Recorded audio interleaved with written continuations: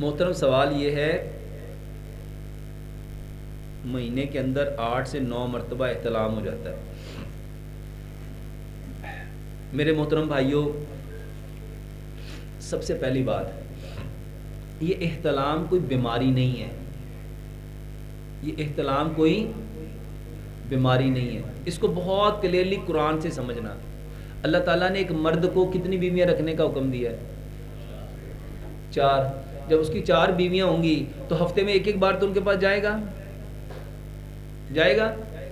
اس کی سمن نکلے گی کہ نہیں نکلے گی؟ اس کی منی نکلے گی کہ نہیں نکلے گی؟ اور مہینے میں وہ کتنی بار اپنی بیویوں کے پاس گیا؟ میرے محترم بھائیوں، احتلام بیماری نہیں ہے، یہ ہفتے میں 10 بار بھی ہو جائے نا پھر بھی بیماری نہیں ہے۔ یہ اس بات کی دلیل ہے کہ بندہ اس قابل ہو گیا کہ نکاح کرے۔ اور ہمارے یہاں پہ نکاح نہیں ہوتا، بلکہ کیا ہوتا ہے؟ وہ کہتا ہے لے صبر کر ہے، تینوں ڈاکٹر کو لے جانے ہیں، تینوں دوائی کھوانے ہیں۔ میرے محترم بھائیوں، خدا را اپنی نسل کو بچاؤ اور ان کو بتاؤ، اپنے بچوں کو بتاؤ کہ یہ احتلام بیماری نہیں ہے، یہ اس بات کی علامت ہے کہ اب یہ بچہ شادی کے قابل ہو گیا ہے۔ تو اس کو کیا کرنا چاہیے؟ اس کی شادی کرو تاکہ اس کی جو اصل جگہ ہے وہ وہاں پہ جائے۔ اللہ کے نبی صلی اللہ علیہ وآلہ وسلم نے نکاح کی کون سی عمر رکھی؟ کون سی عمر رکھی؟ عمر رکھی جب بچہ بالغ ہو جائے اس کا نکاح کرو۔ اور بالغ ہونے کی کیا علامت رکھی؟ علامت کیا بالغ ہو گیا؟ جس عورت کو مینسز آ گئے ہیں وہ بالغ ہو گئی ہے، اور جس کو احتلام ہونا شروع ہو گیا وہ کیا ہو گیا ہے؟ بالغ ہو گیا۔ اور اس کا علاج نکاح ہے۔ اور ہم کیا کرتے ہیں؟ ڈاکٹر ٹھنڈیاں دوائیاں دو۔ حکیم صاحب کیا فرماتے ہیں؟ ان کو کیا دو؟ اللہ تعالیٰ اس کو میچور کر رہا ہے اور کہہ رہا ہے تو ٹھنڈی دوائی کھا۔ میرے محترم بھائیوں، اصل سبب کو دور کرو، نکاح کو آسان کرو۔ 1 نہیں، 2 نہیں، 3 نہیں، 4 نکاح آسان کرو۔ ایتھے ایک نہیں ہوندا پیا، 4 کتوں ہونے نے؟ 30 سال عمر ہو گئی بچے کا، بیچارے کا دماغ خراب ہو گیا۔ اور بیٹیوں کی 35 سال عمر ہو گئی، شادی نہیں ہو رہی۔ پیارے پیغمبر جناب محمد صلی اللہ علیہ وآلہ وسلم کا کیا فرمان ہے؟ پہلا مینسز اس کو ماں کے گھر میں آیا ہے، دوسرا کس کے گھر میں آئے؟ خامند کے گھر میں۔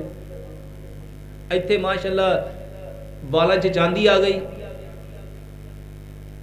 میرے محترم بھائیوں، احتلام بیماری نہیں ہے۔ بہت سارے بھائی کہتے ہیں آپ بات کو اتنا لمبا کر دیتے ہیں، اصل بات کی طرف آیا کریں۔ میرے محترم بھائیوں، اصل سبب کو تلاش کرو۔ نکاح کرنا تھا۔ اور میرے محترم بھائیوں اور بہنوں، اپنے بچوں کو یہ بات بتاؤ کہ اس کی دوائی نہ کھاؤ۔ اور ایک وقت آئے گا پھر وہ کہے گا ڈاکٹر صاحب میں دوائی دو، میں اس قابل ہو جاؤں کہ میں کچھ کرنے دے قابل ہو جاؤں۔ اور پھر وہ ہوتا خدا را یہاں پہ تو اللہ معاف کرے، لوگوں نے پتہ نہیں کس کس چیز کو بیماری بنا دیا ہے۔ ایک بندہ میرے پاس آیا، کہتا ہے ڈاکٹر صاحب 22 لاکھ روپیہ لگا دیا ہے۔ میں کہا جی کس بات پہ؟ کہتا ہے جی ایک تو مجھے احتلام بہت ہوتا تھا اور دوسرے نمبر پہ مجھے قطرے بہت آتے تھے۔ تو میں کہا ٹھیک ہو گیا؟ کہتا نہیں۔ میں کہا ساری زندگی ہونا بھی نہیں۔ بھئی قطرے کیوں آتے ہیں؟ دیکھو نبی صلی اللہ علیہ وسلم نے فرمایا ایک منی ہے، ایک مزی ہے، ایک ندی ہے۔ منی کے اوپر نبی صلی اللہ علیہ وسلم نے کیا فرمایا؟ غسل کرو۔ مزی کے اوپر کیا فرمایا؟ چھنٹے مارو۔ اور ندی کے اوپر کیا فرمایا؟ مزی کے اوپر کا وضو کرو، اور ندی کے اوپر جس کو ودی بھی کہتے ہیں، ندی بھی کہتے ہیں، میرے محترم بھائیو اس کے اوپر چھنٹے مارو۔ اگر یہ کوئی بیماری ہوتی تو نبی صلی اللہ علیہ وسلم چھینٹا مارنے کی بجائے دوائی بھی بتا سکتے تھے۔ میرے محترم بھائیو، اللہ تعالیٰ نے نبی صلی اللہ علیہ وسلم کے ذریعے ہمیں بتایا یسروا ولا تعسروا، آسانی پیدا کرو، آسانی پیدا کرو، آسانی پیدا کرو، مشکل۔ اور یہاں ہر شخص دوسروں کی تکلیف کو آسان کر رہا ہے کہ مشکل کر رہا ہے؟ تو میرے محترم بھائیو سوال یہ ہے، احتلام کہتا ہے مہینے کے اندر 8 سے 9 مرتبہ ہو جاتا ہے۔ میرے محترم بھائیو اللہ کا شکر کرو کہ 8 سے 9 مرتبہ تم اس قابل ہو کہ اپنی بیوی کے پاس کتنی بار جا سکتے ہو؟